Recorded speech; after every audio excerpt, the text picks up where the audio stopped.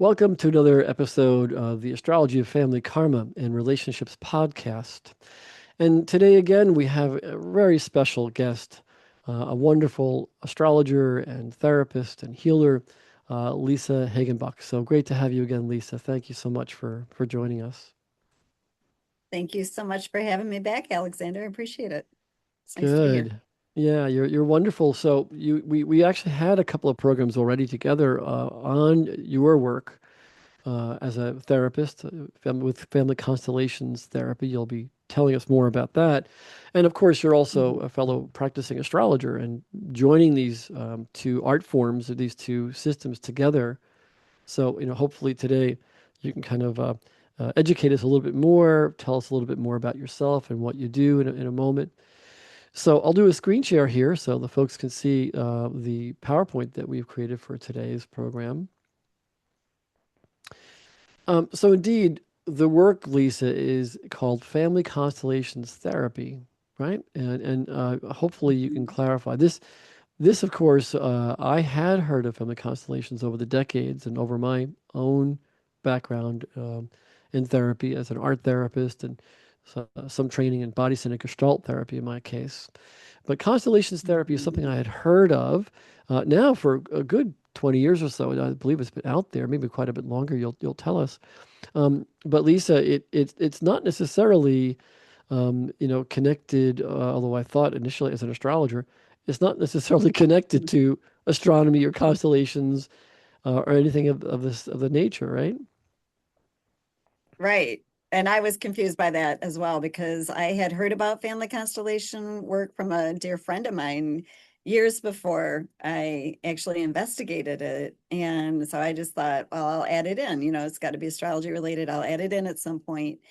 And when I'm fortunate to be in an area where I would say one of the thought leaders and one of the best teachers of family constellation therapy work. His name is Barry Crost, Krost. So I really want to reference him. He's in the Chicago area, and I always say he eats and breathes and lives family constellation work. So I've learned so much from him. So he was having a seminar, and I was like, oh, cool, I'll sign up for it. And I reached out and I said, I was a little confused because I was reading the description, and I said, does this have anything to do with astrology? And I sent him an email, and he called me back that night, and we had like an hour conversation about it. And then he's like, I do these workshops, why don't you, all day workshops in Chicago, why don't you come and join one of them? And that Ah, was before COVID, pre-COVID. So I used to go every month, and you could sign up half day, full day. I went for the full day, and it was 8 hours. It seemed to go by in a half hour for me. And it lucky just, you. That sounds I find it, wonderful. yeah, I'm very fortunate to Mm. be so close to, I kind of got immersed in the work. And because it's really energy work, it's very different in a sense. Like he doesn't know astrology, and I was always like, I don't know how you'd put these two together. And then he'd be like, did you ever figure it out? And I'm like, I think I finally did. So, but I find it to be magic, and I find it to be just as fascinating as astrology, and just another rabbit hole to go down. So I'm pairing them together, and I think, I can talk about them its own discipline. But I think one of the beautiful things about family constellation work is the founder of it, Bert Hellinger. He didn't ever really certify anyone, and Barry takes it in his way, and some people can take the constructs of it and apply it in different ways. So I'm doing that with astrology. So Well, and I think in that regard, in a sort of a parallel way, perhaps at least, um, you can talk about one, may discuss family constellations work and its similarity to other psychotherapeutic models. Carl Jung himself was an astrologer. And in fact, I think we're going to learn more and more that Jung's ideas were some of them taken directly from astrology, because astrology really is describing nature cycles. It's like the cycles of right, nature, the cycles of yeah, human existence and development. Our journey from cradle to grave, so to speak. That's what a birth chart, those cycles of nature that we live through year by year. That's what astrology really truly is. And of course, when we talk about psychotherapeutic healing systems, we're discussing about the nature of the journey, the nature of the Right. journey of each person, and where we're going, where have we come from, where are we going, and perhaps Mhm. sometimes the question arises why. Right, So right. getting back Yeah, to our slide, archetypal for sure, and yeah, right? so Well, I had initially thrown this slide in, by the way. Here we are yeah. recording on the 19th of November, and every year on the 16th and 17th of November, we do have a Leonid meteor shower, and the radiant of this meteor shower happens to be just above Regulus, the bright star. Hold on, go back to that slide for a second. There we go. The bright star in Leo the Lion, Regulus, the heart of the lion, Mhm. so that you could look for the constellation Leo rising in the early morning. Usually, like 11 p.m., midnight is when Leo starts to rise, and that's when the meteors will start to be seen. So we did have a couple of clear nights, but I wasn't out there looking for this particular Leonid stream. But so I grabbed this slide just because it's topical. After all, we're at the Leonid meteor storm, rather meteor stream that happens every year, and every blue moon Well, is a storm. yeah, and I think too it's really relevant because I was thinking about it, stars form clusters, right? They're created out of gas clouds and they form clusters, and then we see them as constellations as viewed from Earth, but each of that means each of the stars is in its particular order or place, right?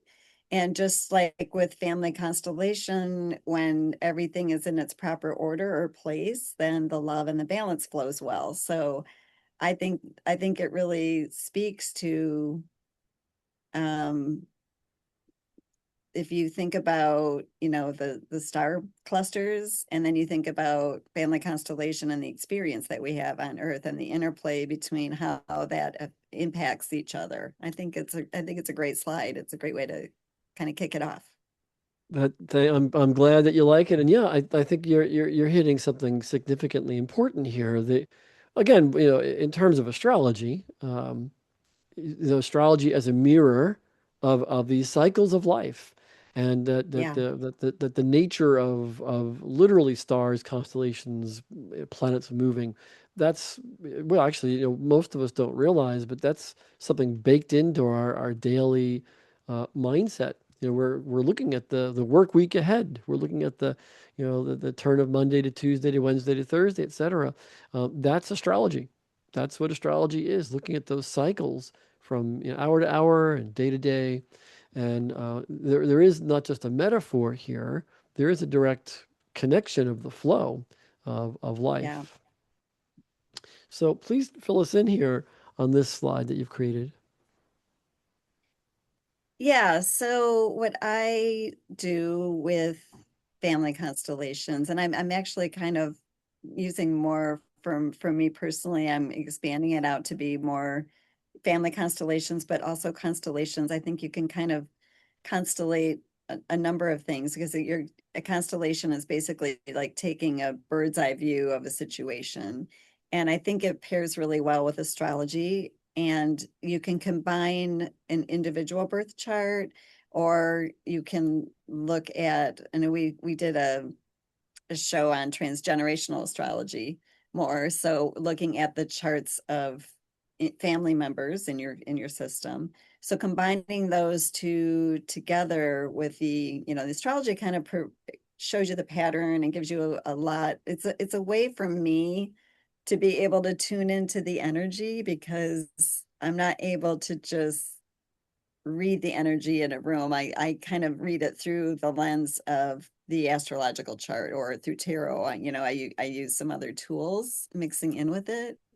So, and then combining it with the family constellation tenets of how do we go about putting everything back in order? How do we go about healing these intergenerational patterns so that, the healing can, the natives believe the healing goes both ways, 7 generations, right? So we can put things put the family system a little bit more in order with each session.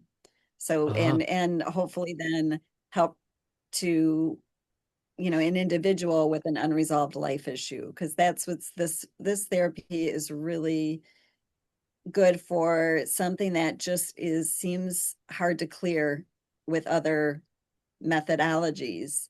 And that's because the origin of how this issue is going haywire in your life could have been 10 generations back. It didn't start with you, and it doesn't belong to you. And so this is really good about getting into looking at it systemically, and how do we solve it. And I think it pairs well with astrology, because everyone and everything is in your birth chart, and everyone and everything in your life is in your birth chart, right? So all your ancestors' energy is in your birth chart. All of the descendants that are yet to be born are in your birth chart. So I think they pair well together. You're right on there. I think an important consideration, excuse me, um, is that the average person would not know.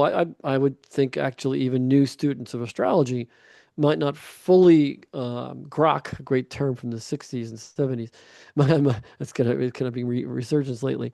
Might not fully grok or get that when we look at a person's astrology birth chart, those planetary placements that talk about cycles, like the cycle of a person being born on a given day, a birthday, a season, when we look at that birth chart, the birth chart does describe for a Western astrologer, certainly, that archetypal, that symbol, the symbols astrologically, but also literally describes cycles that pertain to family dynamics. For instance, a great materially, astronomically, astrologically coincident symbol that astrologers of the 20th century typically use is the placement of the planet Pluto. That we know Pluto Mhm. has an orbit of 248 years. Pluto's phases from sign to sign because it has like a comet, a very elliptical orbit. So it's faster through some signs and slower through others.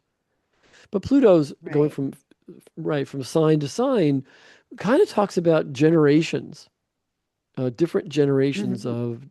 of social development. Pluto cycles from sign to sign when it changes signs. Let's say from Libra to Scorpio. I'm thinking about the 70s into the 80s, or Scorpio to Sag, the 90s, or lately Capricorn to Aquarius. These Pluto phases occur, these cycles of nature, this coincidence of Pluto's orbit around the sun and our orbit with it, happen in 15 years or 30-year intervals.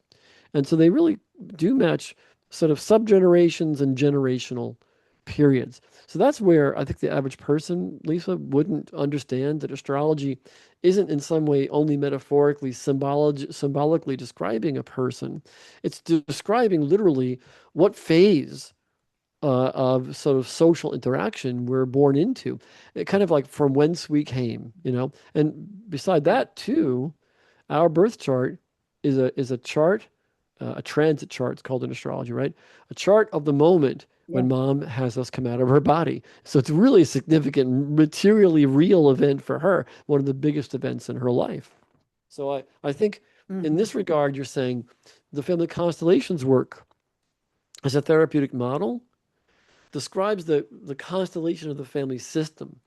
Astrologers look at the, if Yeah. you will, literally astrological, planetary constellations of things. Yeah. And kind of tagging into what you're saying from a generational point of view with the outer planets, and even now getting more into the dwarf planets, which move even slower, right?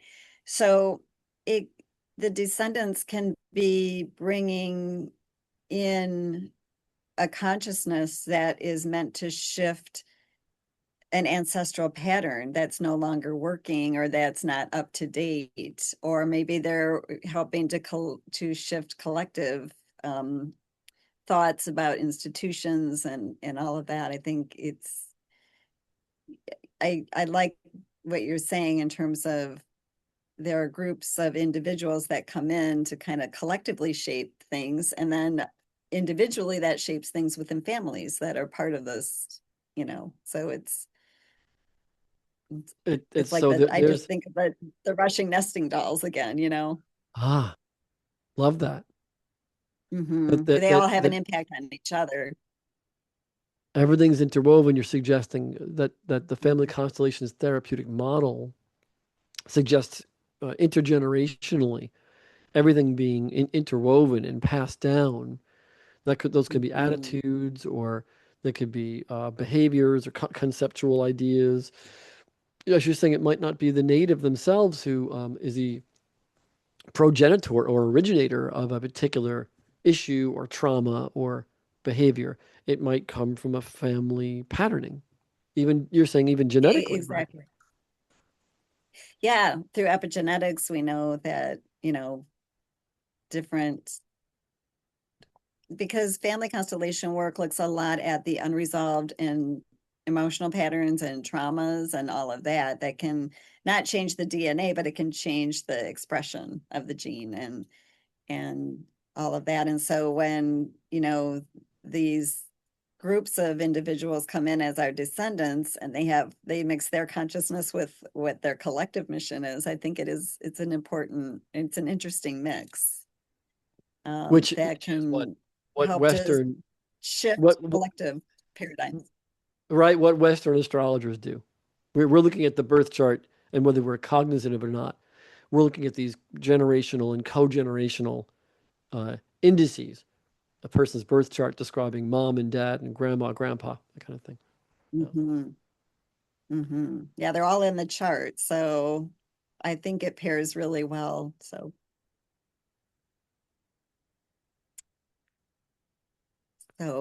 in terms of like what actually family constellation therapy is, so it was developed by Bert Hellinger, who was born in Germany. He had a very interesting life, and he started out, he didn't want to join, the army, and then later was a prisoner of war, and he got into a number of therapeutic modalities, gestalt, I'm not saying that right, gestalt, theory, and he became a Jesuit priest.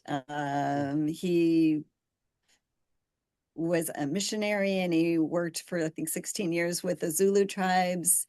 And it was in kind of a mix of all of that, but specifically with looking and immersing himself in the Zulu culture, that he came up with this, or not maybe came up with this, but he saw that there were orders of love within a family system, and that when the orders were, when everything was in its order and proper place, that the love and the balance flowed well in the family system. And so it was really the family constellations, he really kind of started working with and developed in the late 80s. And so what this therapy is, I mean, I kind of call it a magical energetic portal of healing and transformation, but it's really looking at diving into and looking at and bringing awareness to dysfunctional patterns in family systems. Where is the order not of love not flowing well? And um, looking at the traumas and the patterns that span generations, and how is it changing from generation to one generation to the other? And when you get to a point where you take on something that's not yours, it doesn't belong to you, it goes haywire. And that's another change in the I think in the generational consciousness of the individuals, as we seek therapy now more, right, and than we did in the past. So a descendant finally ends up in a family constellation circle and works on positively shifting this pattern. And it's not only helping the descendants that are to come, but it kind of calms the family system down and puts it back into a natural rhythm. Because family systems are always looking for wholeness. And there's all of the family systems have, a lot of dysfunction over the generations.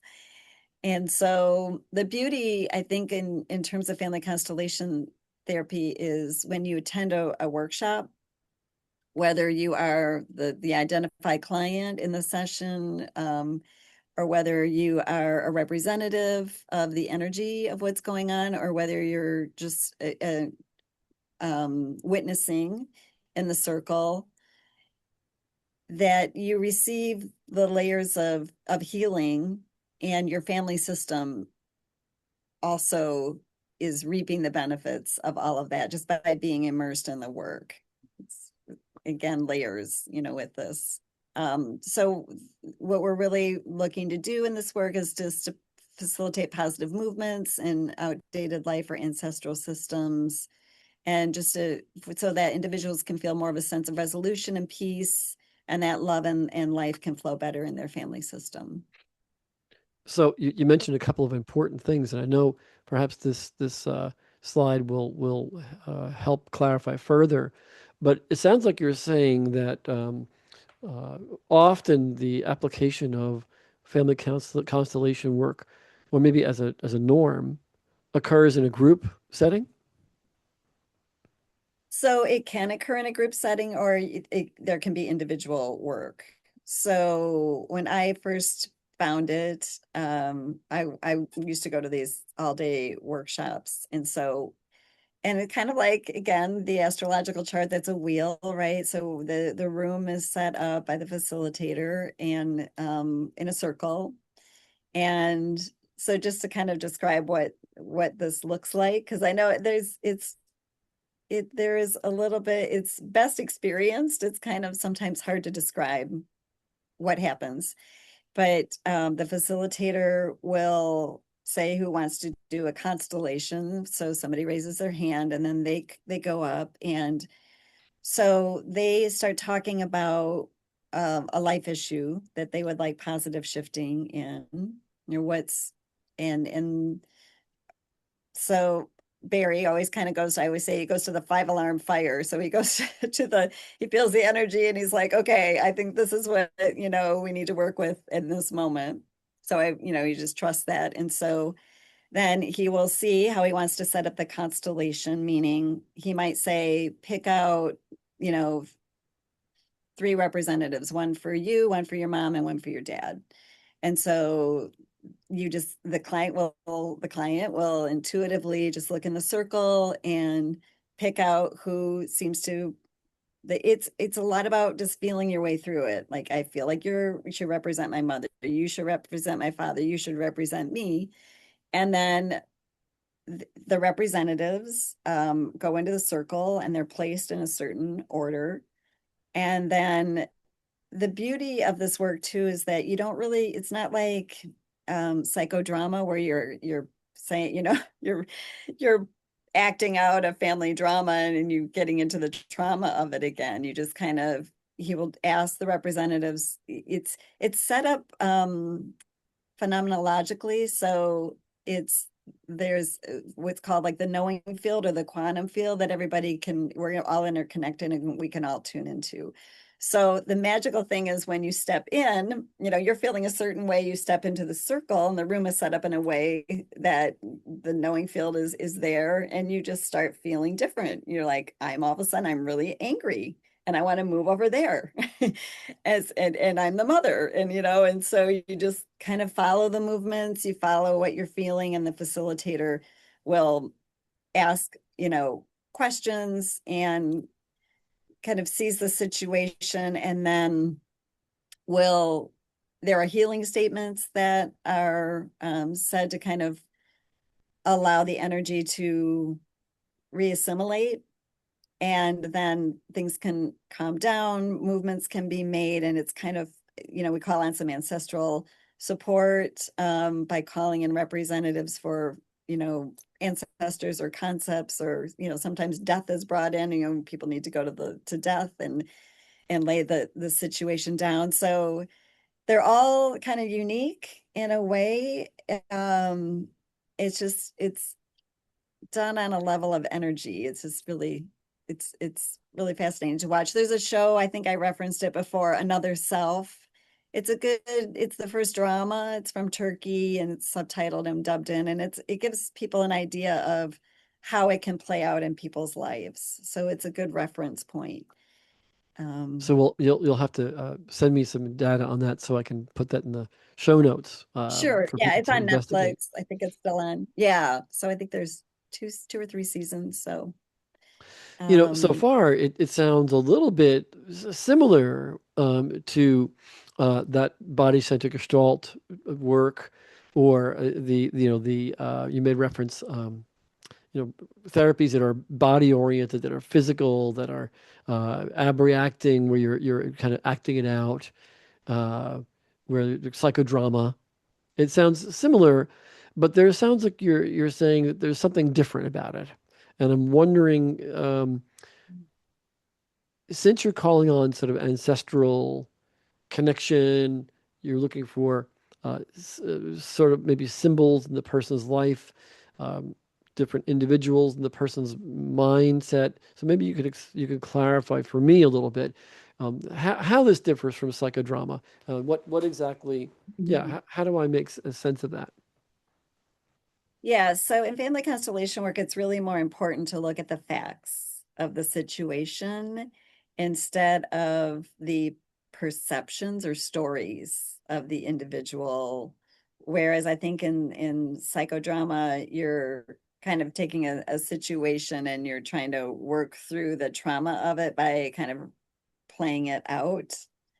And with this, there's because part of what keeps the pattern in place, they call it spinning, is if you're just kind of in the energy of it and your perception of it and you're spinning, we've all kind of spun out on things, right? Where we just can't, we loop it around in our head and we can't kind of, we're too in our emotions in a way to kind of heal it, or it just kind of we rev it up instead of this work wants to calm it down.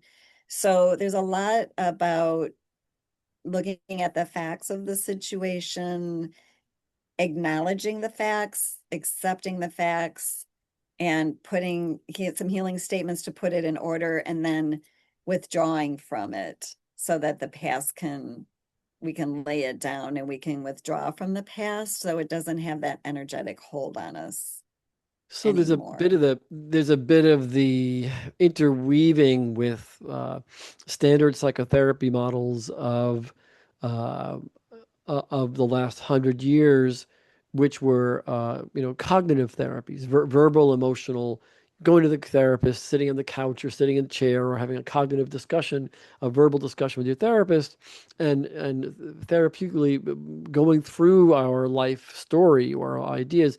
But here you're defining something important from psychodrama or from body-centered Gestalt therapy, some of the training I have had, where indeed you're right, those trainings, psychodrama, the acting out, see the proverbial, taking the bat and hitting the pillow, kind of an abreaction, or acting out of emotions, of trauma. That's Mhm. also true in body cynic gestalt, I think. It's more involving the id, like the plexal id, the emotional body, the psychic body, the feeling. I think you said the feeling, the feeling emotional attachment that we have to an event or people or situations, how we see it, what we think of it, how we've digested it or taken it in. You're saying from the constellation therapy is focusing on the facts of the matter, which is interesting Mhm. because that's a great parallel to astrology. The facts of the matter. The chart describes the facts of the astronomical facts, the facts of cycles, the facts of seasons, the facts of the environment around a child being born. Really, what our birth chart does describe is where mom and dad are in their personal growth and development, having this infant come into their lives at this particular time, our birth time, our birthday. So our birth chart describes this major event of having an infant enter a family system, and what's happening around that family system that infant is experiencing, that is foundational for our sense of being in the world. And that's what a birth chart Mhm. is. And that's what it sounds like you're saying family constellation work does that is different. It gives this sort of reality framework to what's happening around it and what's happening around the person. So, not to direct you here, but I do wonder about this other the few slides you've brought for Yeah. us today. So I'm wondering, um, yeah, help clarify here. Sorry, I'll have you share. Okay, yeah. So in this, so Bert Hellinger kind of came up with, there were more like three or four orders of love, and this has been kind of fleshed out a little bit more by my teacher Barry. So I have his permission to use the slides. So the first kind of order of love is that the parents give and the children take.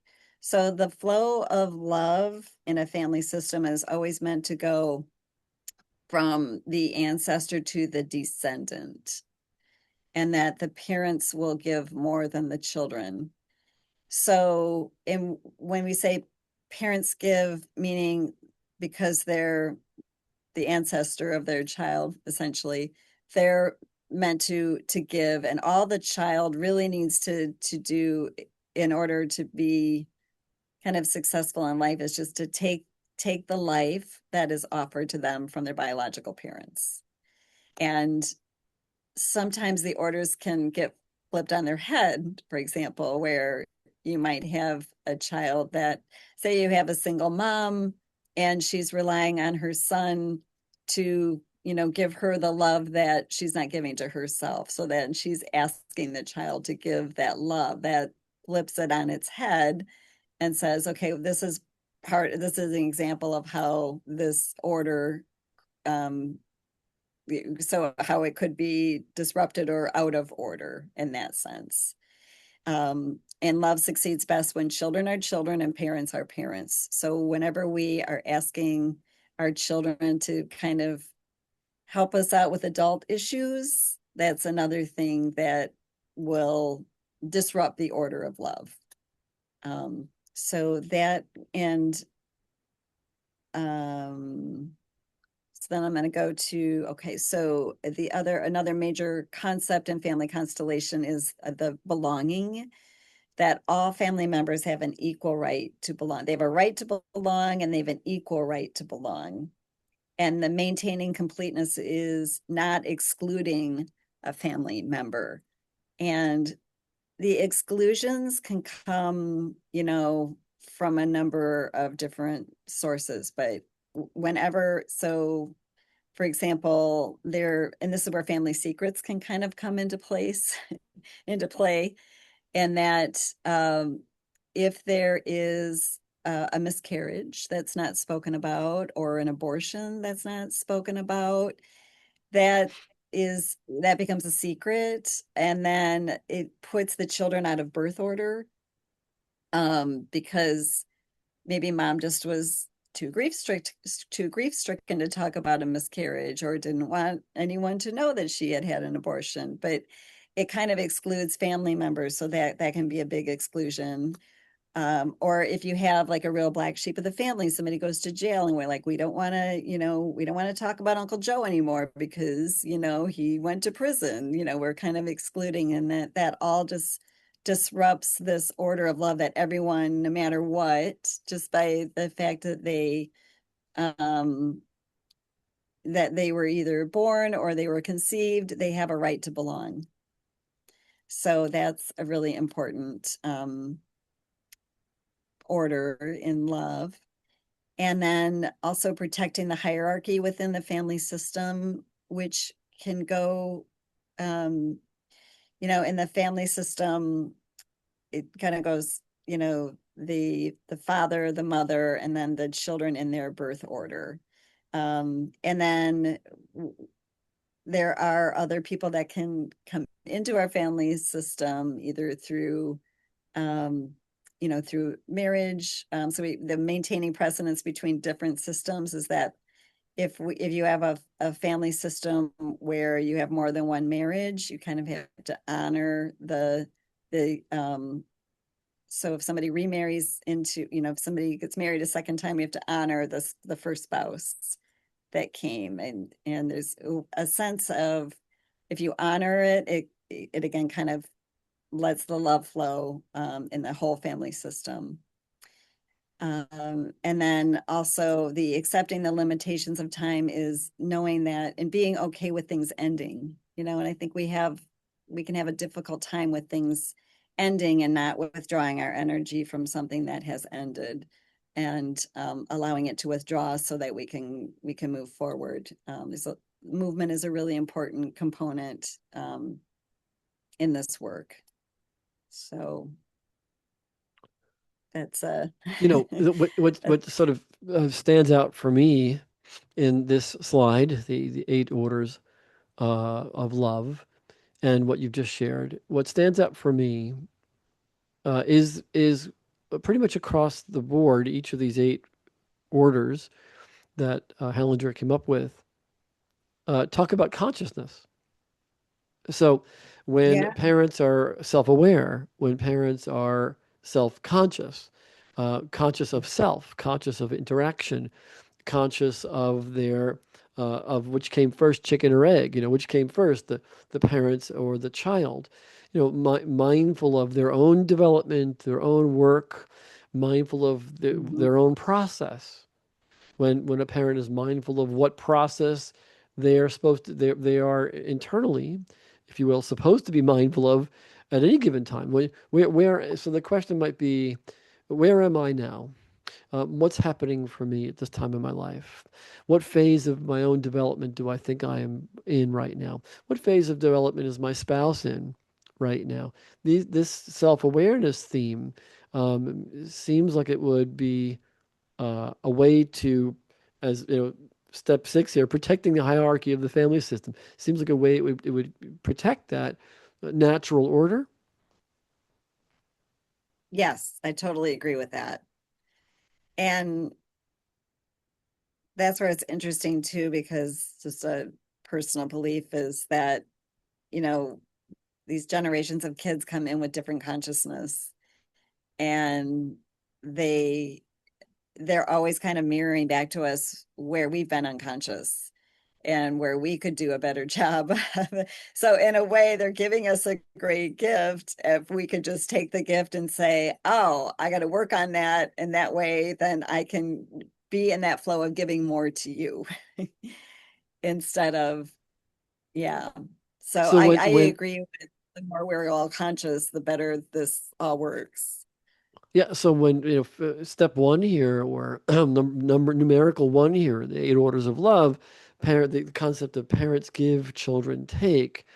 I don't think that Bert's work, or this, or rather family constellation work, suggests that parents are the givers and children are the takers.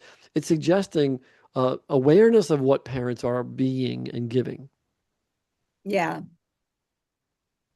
with right, being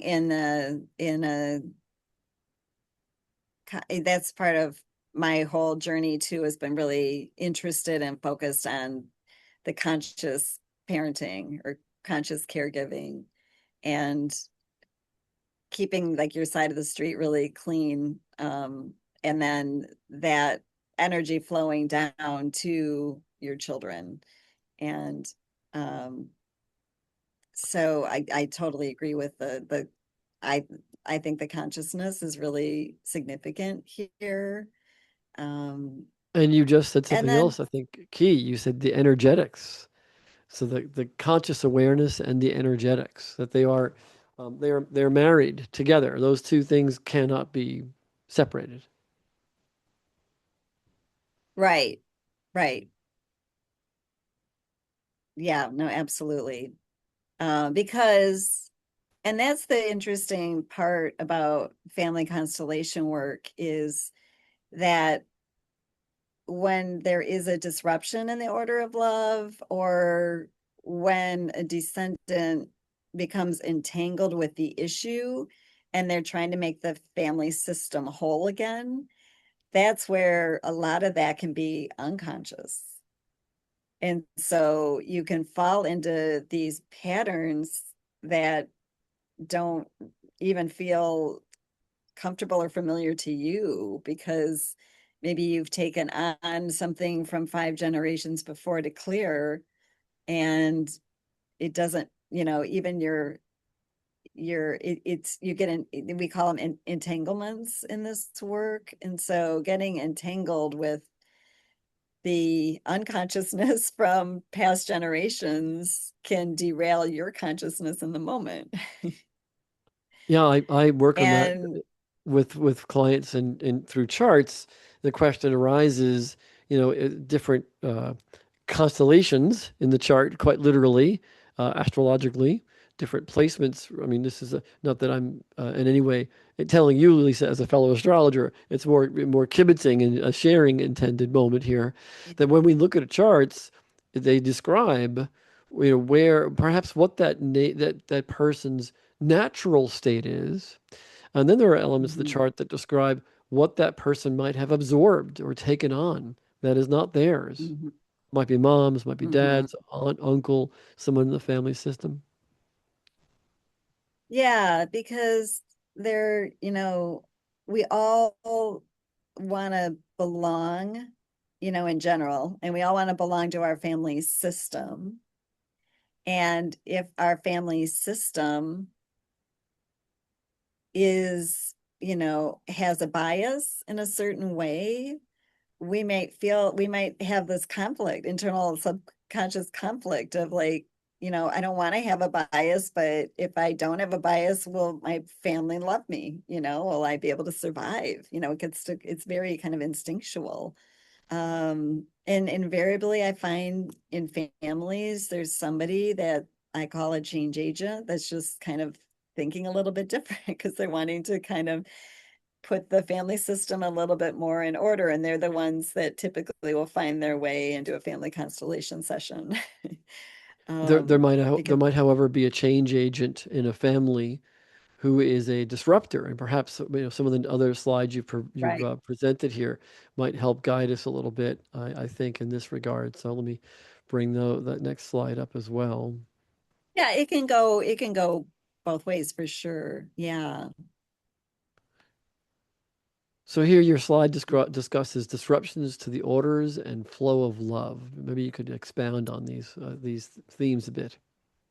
Yeah. So one of the ways that these orders of and flow of love um can break down are through exclusions, and through whether that's conscious or whether that's, subconscious. So like some of the examples of exclusions, like I mentioned before, would be if there were um, miscarriages or abortions. And the interesting thing is sometimes you just have to kind of put in a representative for a miscarriage because you may not have any record of it, so the genealogical records might show it, but you might not have ever heard the family story of, yeah, I actually found out that before I was born, my mom had 2 miscarriages and nobody spoke about them. People don't typically talk about miscarriages or abortions. And so it didn't affect my birth order because I was the youngest, but that can affect a birth order if you think that you're,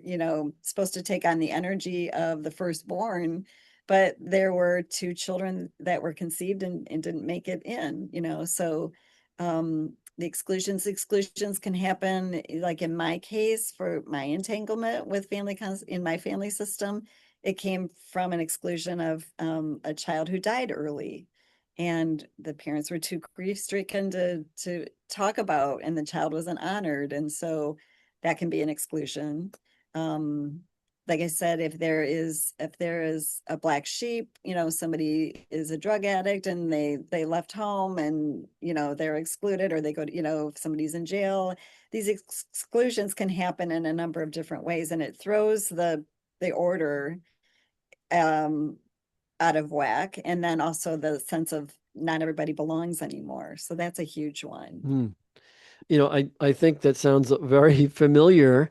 This is why when you and I first met and worked together, and you educated me more about family constellations work that you do professionally, it resonates with me so thoroughly regarding astrological work I've done for very very many years.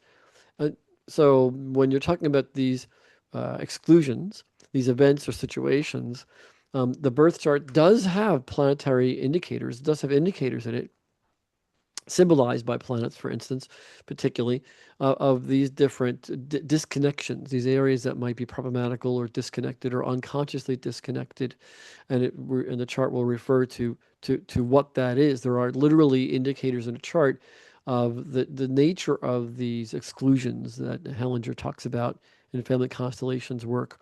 These exclusions, these areas that are maybe unconscious or go unconscious or are weeded out or not purposely maybe not talked about, yet have great uh, impact emotionally, psychologically, emotionally on the family system. And that's astrologically, there are things that directly show that. We'll talk about that when we bring up some charts, perhaps in a moment. You brought Yeah, some either slides whether and it's in charts. the, yeah, the pattern or even a transit or, something that happens along the way. So I agree with that. Yeah, a birth chart describes particularly the natural flow, and then areas that are impinging upon that natural flow for the native, and those Hmm. exclusions, those entanglements. So maybe you could clarify a little bit about entanglements, hidden loyalties, etc. Yeah, so entanglements are when a descendant comes in to make this family system whole, and they entangle with the energy surrounding an ancestor who didn't kind of clear that issue in their life before they passed. And so these entanglements can come in a number of different ways. It could be by you're trying to bring someone back into the system, so you entangle with it. You could entangle with it because this goes along a little bit with hidden loyalties that you want to belong in the family system. So, an example of a hidden loyalty could be that you might be a descendant that would be maybe the first person to ever go to a 4-year university. Nobody in your family system has ever done that before because they just didn't have, the resources to do that. And you might, but the descendant might feel like, well, if I do that, is that going to put myself, am I going to be the different one then? And they might kind of self-sabotage and say, I'm not going to, I'm going to keep myself small in order to belong in the family system. So that can be, so you can have these hidden loyalties and entanglements are they kind of go hand in hand sometimes. You can be entangled in an issue and you can have a hidden loyalty to an ancestor.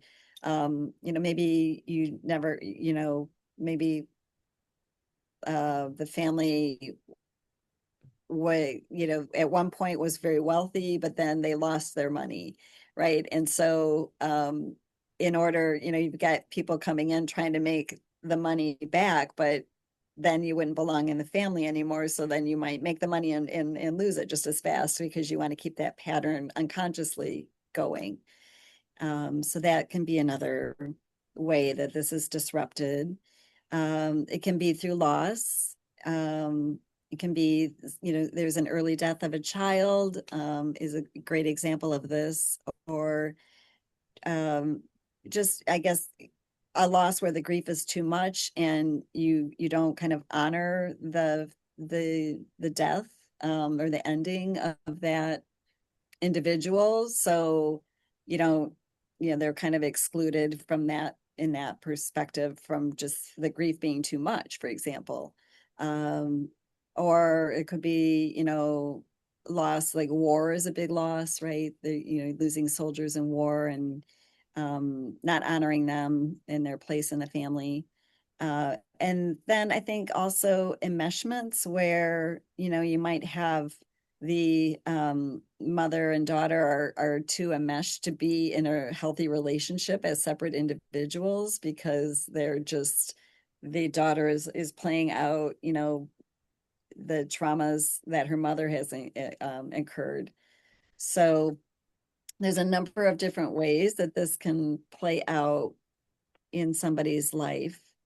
And a really good example of a, a, a reason, I guess, to go to family constellation is when, you've kind of tried to heal this in different ways and it doesn't seem to heal. You've tried to go to talk therapy, you've tried to, do EMDR, these disruptions in the family system, sometimes they date so far back that the only way that you can address it is from a systemic, where you're looking at the whole family system and going in, and that's where getting the background is really helpful, but not getting into the story of it.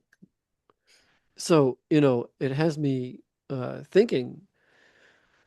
Well, let me just back up and say this. When I do the work I do with clients, particularly the coaching counseling work that I offer, and that really the umbrella of the majority of sessions will always have some of this as an underpinning for me. That where we are and what's happening and what we've created or what's happened at us or to us, there almost always is an interweaving to what we've helped co-create. I mean, it's almost always, typically, particularly in the U.S., this nation that has Western man has a great deal of freedoms by and large to create. So very typically, our creation, our viewpoint, our understand, the lens that we use to view the world is not necessarily our own lens. So those themes of loss or enmeshment, entanglement, loyalty, hidden loyalties. These are sort of stereotypically human journey. What's the old joke that, I've heard that there's a normal family somewhere in Oshkosh or something like this. It's one of those jokes that somewhere there's a normal family out there. And I literally Yeah, have said for decades with clients I work with, I think between you and I, Lisa, and I could change my mind, but it's been a lot of years. Maybe I'm enmeshed in this way, but I do. I think that 6% of my clients have a wonderful childhood and a wonderful adolescence and a wonderful adulthood, and then the rest of us, the other 94% of us, have some measure of entanglement or loss or betrayal or hidden themes or enmeshment. Very commonly, it's more the question, where do we have these different components that get in the way, that create disorder or disorder of the flow? And so yeah, it sounds exactly. like, yeah, please. Yeah, because there it's, and it runs the spectrum, right? So you can have is interesting because you can have, a family seemingly like with so much dysfunction, but they might be very tight knit, right? Because that's just the way their family system goes. But there would be Right. individuals in the system that it doesn't work for. Or, I came from Juno Ward Cleaver. I had this idyllic, loving childhood, but I was enmeshed with my uncle and I felt very disconnected from my family until I was able to bring him back in. And now I'm getting closer with them. So even when, I guess we never, it's like Facebook, right? Like everybody's life looks great on Facebook, right? But what really is going on, there are all of these disruptions to the orders and flow of love are in every family system. Every family system. And yeah. Well, and so I was going to So say, I know you have a couple of charts here to show us for those who are fellow students of astrology, to get to. So let's make sure we have yeah, we have some time for yeah, that. sure. Certainly, I want to say at this point, folks, I think it's clear to our audience and to you and I, Lisa, that we're talking about some pretty powerful themes here. We're discussing Yeah, for the umbrella of family constellations therapy work, even the umbrella of therapeutic healing work in general, and that you know Alexander's idea here, my idea, there's 94% of us need this work. 94% of us are working on these themes as a yeah, fundamental element of our humanity. Maybe there are a small percentage of us out there that really don't struggle through these themes, but most of us have some of these, if not a few of these, or many of these themes yeah, of entanglements and enmeshments and so forth, that are in a way yeah, cross circuiting disabling Yeah. the harmonious flow of being. But I think there's Yeah. so And you're much for us to receiving, discuss here that we're going to have a bunch of programs to get into the detail of this a little the bit more. pleasure. We're Yeah. doing an overview today, but Yeah, no, I agree because you're going to receive the healing and you'll usually find out where you need to do more work is when you get chosen as a representative for something and you're like, I must have a thread of that in my life as well. So, although, I want to, as an astrologer, I want to kick back and say that's what my chart is. If I'm part of that yeah. 94% of humans where we're involved in this family constellation, then my chart, my being is a representative in that family model. It can't not be. You can't not Right. be raised in any particular model, including being raised in an orphanage. That's your family modeling. From Mhm. sort of uterus to diaper begins the whole Mhm. embodiment and in socialization for each of us. Mhm. Yeah. Hmm. So here on the next slide, you had some other ideas to share, to kind of expand a little bit on this theme of healing these disruptions to the orders of love. What can you share in kind of brief here, so we can kind of get to some other juicy Yeah. astrology slides too. Sure.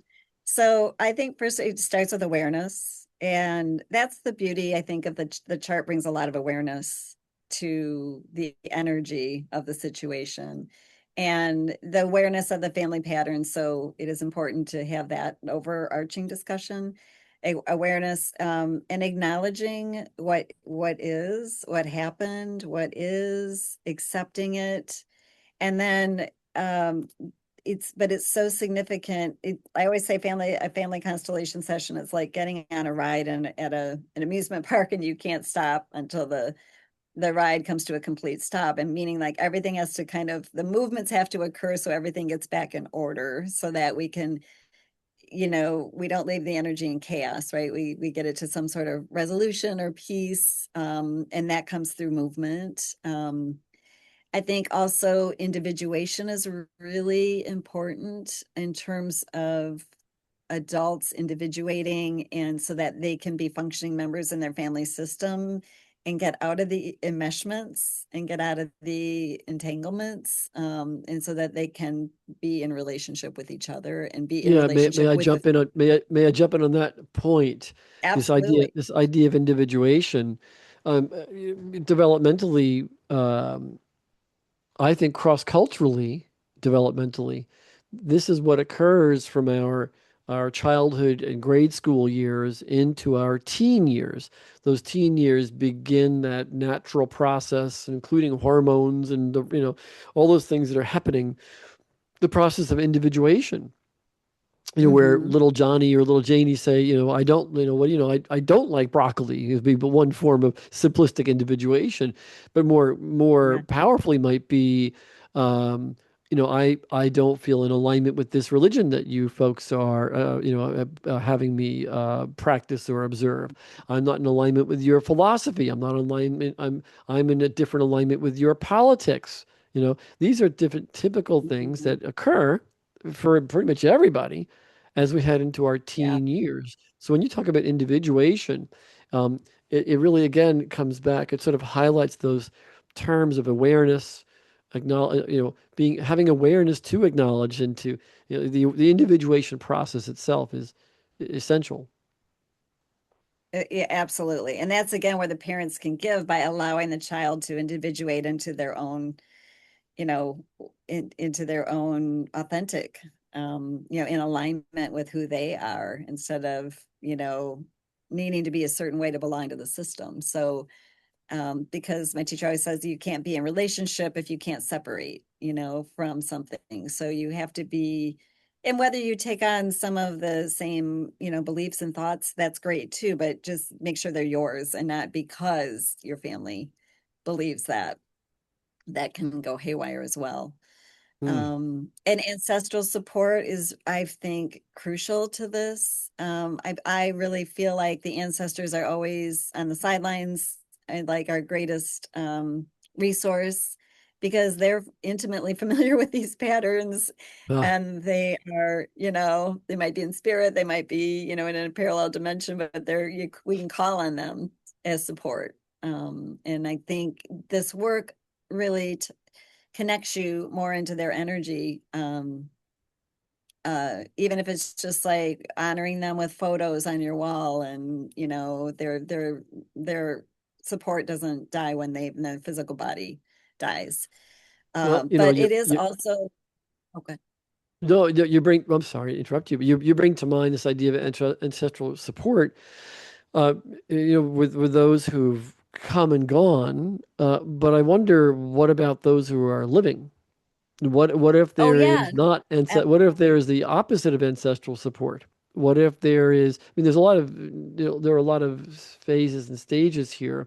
Again, by the way, astrologically indicated in charts and symbolized, where we presume parents have a baby, get pregnant, come together, have a relationship, build family, and that they are either conscious or intending to, but oftentimes they are not conscious and not intending to, and that brings up a whole other realm of considerations regarding ancestral support, both Mhm. in spirit as well as in terra firma process here. Yeah. Um, yeah, I'm not sure. Um, Well, so I I'm am saying confused. a chart, astrological chart will mirror what if and if, in what order, in what phase our mom and dad, when we're born, in their own awareness of that process. Are they Yeah. aware of are they intentional? Are they in the process? Do they even necessarily have us enter their family system at a time that was convenient? I had a chat with a Mhm. fellow astrologer years ago who's very well known nowadays in his own right. We were hiking, and I mentioned a Pluto moon configuration in his chart, indicating that, since he was a fellow astrologer, I kind of went right down that Pluto rabbit hole. Pluto moon would talk Yeah. about moon mommy, moon, birthing, moon the womb, and Pluto life death. There's a theme, if it's a Pluto moon configuration in a person's chart, around life, death, rebirth, and really metaphorical as well as literal. Like literal, it could be when we're born, if there's a moon Pluto in our chart, that our aunt or our Mhm. grandmother or our grandpa, somebody is literally struggling with their aliveness or their health, or maybe they're a terminus of life. That's one possibility of a moon Pluto. But psycho-emotionally, moon Pluto can also talk about mom, particularly herself, struggling with her own identity and her own pregnancy, being pregnant. How many Yeah. moms go through whatever phase they go through about being pregnant, or pregnant at a given year or at a given time in their marriage? All these different phases of their marriage, all these themes are really powerful. And the family constellations work, at least I'm getting jazzed about it, because it Yeah. sounds so familiar to that work of reviewing, that I think Western astrologers do. We get into astrology as an art form and as a student, and we say, how does this chart symbolize me? What does it say about me? How does it objectify? How does it help me objectify myself? How does it help me objectify myself in a family? Yeah. And I think we talked about that one in our show on transgenerational astrology, because it is really significant to look at mom and dad's chart, and how mom and dad are expressed in the child's chart, and what was going on at the time. Like all of that becomes really significant and adds a lot of depth to what might be out of order in the family system, or what isn't flowing well in that family system. So Right, right, and right, then right. I mean, that's that's yeah. that's what we're digging into. So you're saying Yeah. that. So here, the slide describes the chart itself, and that it's correlated to one's ancestral DNA. Yeah. Yeah. I think, like I said, all of your ancestors and all of your descendants can be found in your birth chart. So it's the original symbol system, right? So each of the symbols, there's so much depth within each symbol in terms of the characteristics, the archetypes, who they describe, how everything is interconnected, and who's, how each of the symbols are interacting with the other symbols. And then when you have that sacred conversation with the client, say, that's where the consciousness piece comes in, because I can look at a chart but I don't know exactly how they're using it. I've got to interact with their consciousness.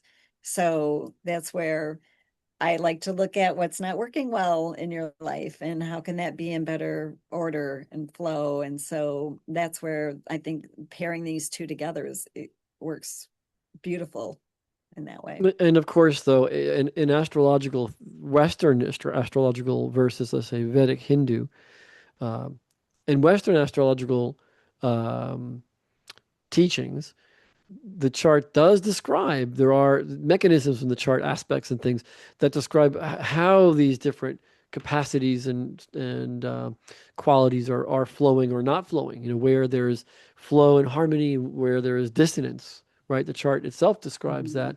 that. Now, again, most astrologers will look at our chart and say this is you, the native, and how you are in flow or not in flow. And all these years, again, this is why your family constellations work and your astrological work, I think, sounds so familiar to me and so exciting to me. I always look at the birth chart and say, oh, this chart is a roadmap describing what this incoming soul was experiencing. This roadmap Mhm. describes the genetic background, it describes the lineage, and it describes what this soul stepped into Mhm. in this family Yeah. system. So, yes, it's Yeah. your chart, my chart, each person's chart listening to the program right now, but it really is an important event chart. It's a chart, a map of the sky, our birth chart, that describes these various cycles and where mom and dad are in relationship to their own cycle. Great sort of exercise I throw out there for my clients is part of this self-review, this awareness of self, this astrological chart being a roadmap, or maybe the family constellations. If I guess you were to discuss it in group, or write it down, or make mental note as you're going through that work.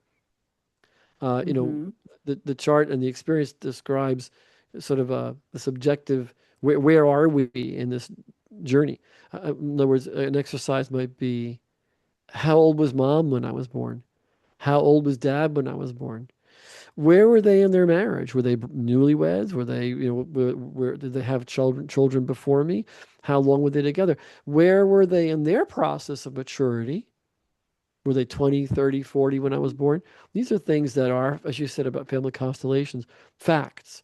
These are facts that we can know, that we can then Mhm. have sort of deductive, objective reasoning about our fellow humans and what humans go through developmentally. So I kind of think that in a way it sounds like family constellations work brings in that DNA quality, not quite literally, and that family social system. So I'm wondering if, Yeah. And maybe you could clarify a bit what you yeah. do with this. Yeah. Yeah. So I don't facilitate groups. I don't know that I ever will or have the ability to facilitate groups. So I really like the individual one-on-one sessions. So I use a clock to represent, the clock kind of represents how time and space and how things are in relation to each other. And then we use objects. I use a lot of like crystals, rocks, stones. You can use little people. Now, this is an example of everything being kind of brought back into order. So this is kind of like oftentimes the client will take a snapshot of it. So all of these objects can start out at different areas on the clock, and so it's important to know where they are and what they're looking at. And then through a series of healing statements, I do an ancestral meditation often where we call in the ancestral support to get things moving. And it goes back into I know as a facilitator what kind of order I'm looking for. And oftentimes when it's in that, I'll say, does this feel like a good place to end the constellation? And they will say yes. And so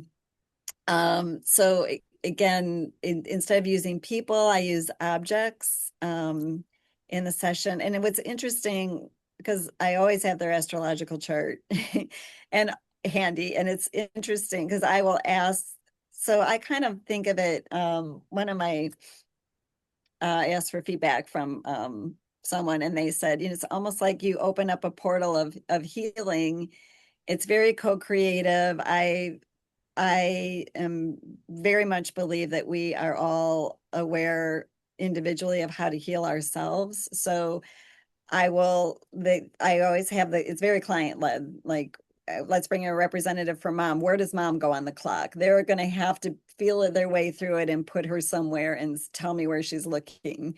Right. And so, but whatever the issue is, whether maybe it's estrangement and I want to get everything kind of in an order, once it gets to that point, it's always the clients moving the objects. And so, like, you kind of open up this portal of healing, you get everything back in order, and then you just kind of thank the representatives, let them go on their way, and it's almost like the healing echoes through time and space, and then things show up. You feel the client feels better, and then things will shift in the outer world. So it's a very unique, very interesting kind of, it's interesting because I think when you start out on this journey with this client, I always am like, I'm a Capricorn. I'm always afraid, like, what if this doesn't go into order? Like, what if we can't get this back into order? And it's never happened that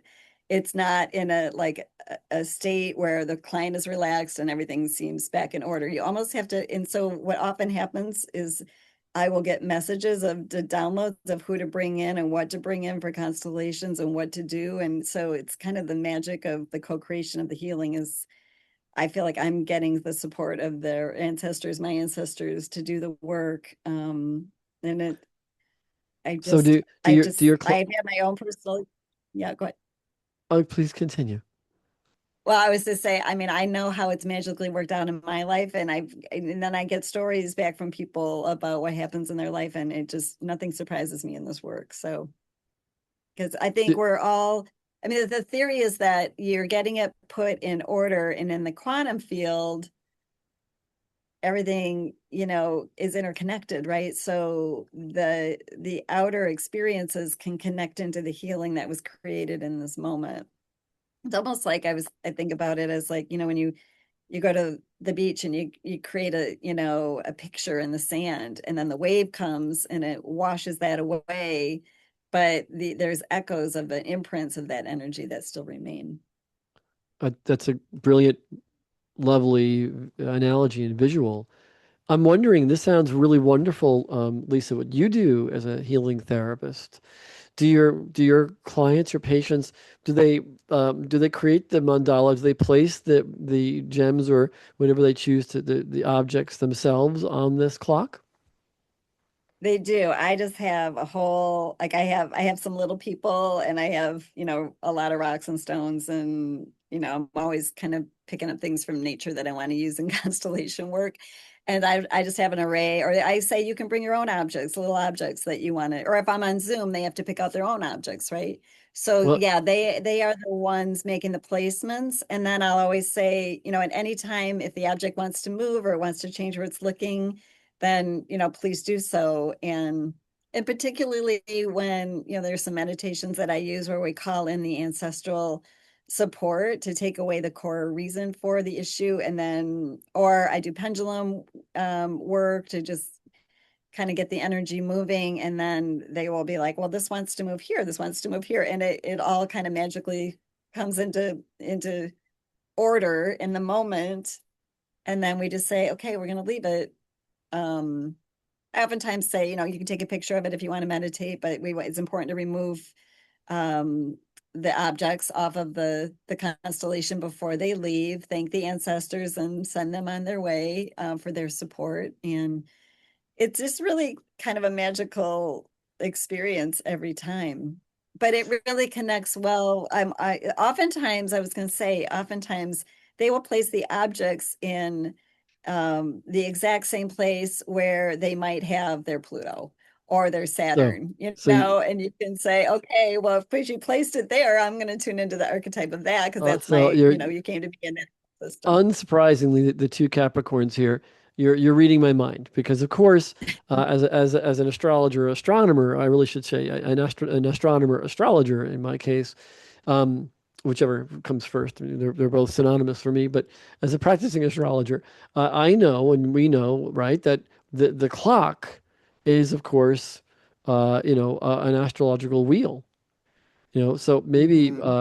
Right. I would like to get you back for a part B regarding this show today, and particularly about this Yeah. really wonderful healing mandala that you employ with your clients, your patients, your clients, because it's brilliant. It is a chart. I mean, after all, I think what I'm getting at here, and I would like to kick this around with you in another show. I think all of us in the West have been inculcated into this clock. We are aware of the clock. We see a clock. It's Right. interesting. The next generation upcoming might not have the same experience of the clock because when we Right. were kids, we didn't have a phone. We had the clock up on the Right. wall, and that clock told us Yeah. like a giant sundial, just like a sundial does, where the sun is in its progression throughout the day. And of course, that is exactly what a birth chart is. Same thing. So I kind of think, Hmm. talk about on a quantum level, you are intentionally and also in quanta, you know, commingling with your client's sort of inner knowing. You said the client, the patient knows about their own healing, or maybe we could say the soul knows Hmm. about its own destiny and what it's here to work on.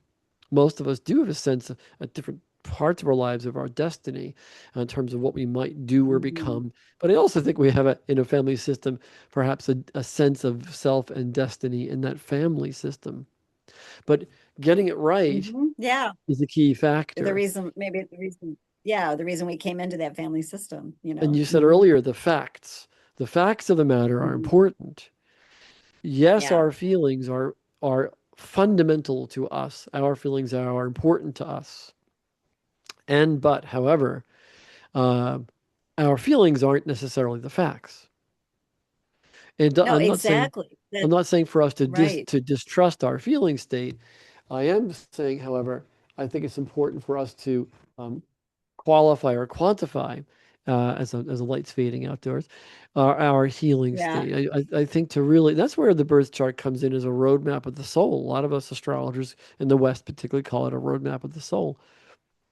Yeah. Yeah, I think feelings can become our perceptions, right? And so I think one of the things I wanted to bring in, and we're going to flesh this out more in another show, but for example, if somebody's having an issue with their work, if something's not flowing well in their work, that is the masculine um, side of the family lineage. So you're always going to want to then start with, okay, what is your relationship like with your father? And are there issues in your family or in your father's lineage, the paternal lineage? And then you're also going to look at, okay, typically, well, I always say, like, who is the parent that was out in the world working being the important one? It's typically dad. So that would be the son, right? So let's look at the son and that placement. If somebody's having a hard time with love in their life, that's gonna what is your relationship with mom and the maternal line? So these we talk about family constellations and working out, putting the orders back in or putting love and harmony and flow back in order, but they play out in real world situations. And so that's the piece where people might be like, how can I connect this to what I want to work on?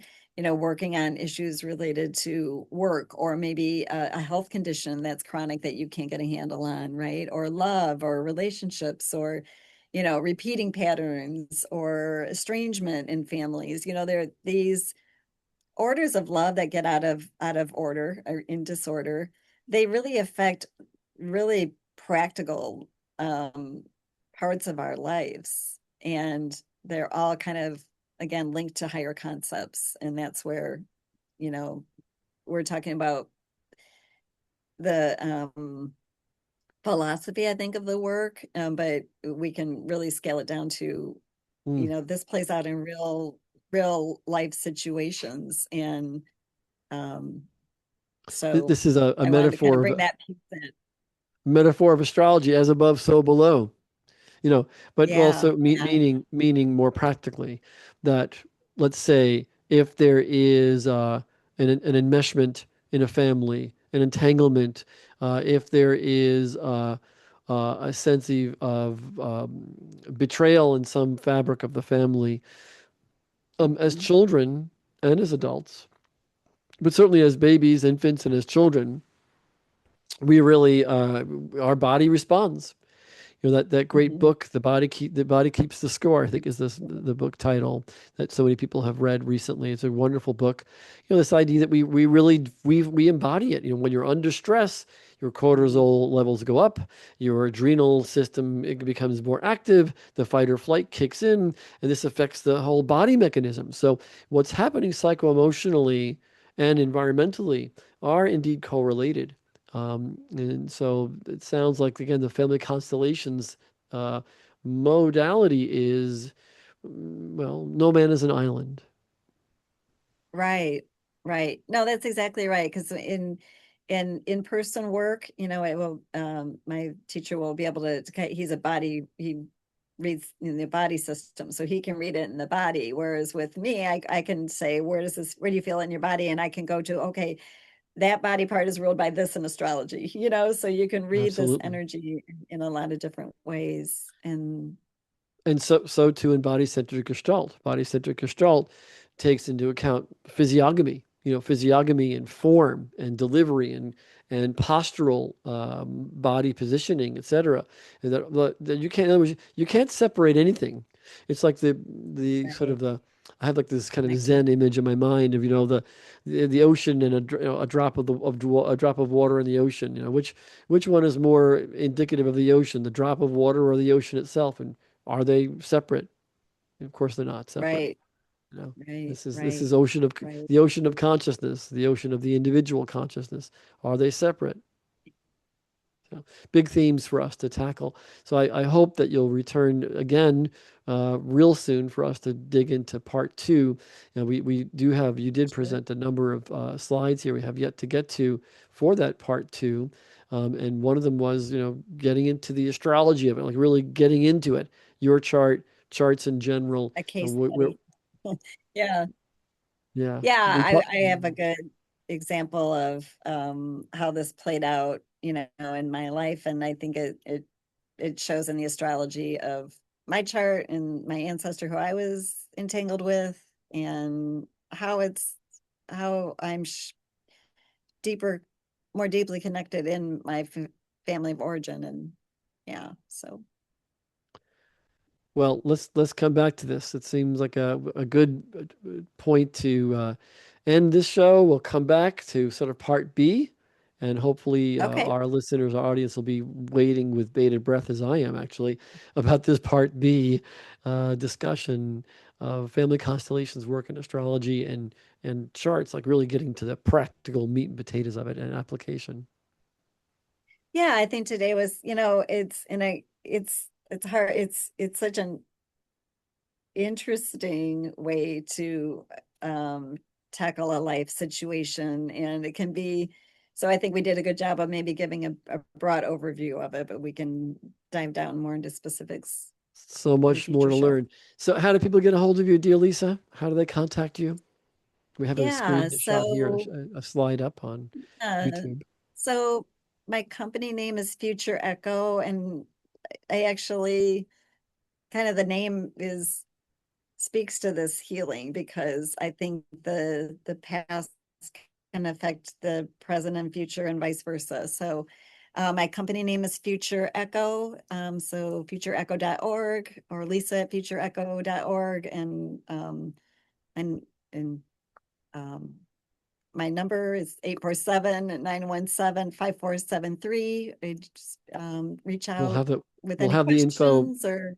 we'll have the info at the in the show notes for people to tap into and reach out to you for session work and for consultations work. And of course, always, please, folks, I do ask for, folks who are interested to subscribe to the podcast.